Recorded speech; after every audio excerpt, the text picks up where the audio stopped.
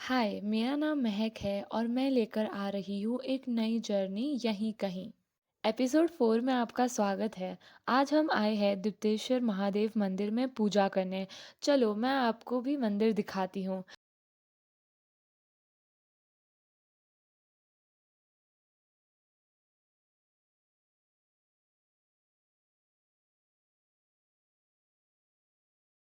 सावन के महीने में यहाँ काफ़ी भीड़ होती है क्योंकि इस मंदिर की बहुत मान्यता है।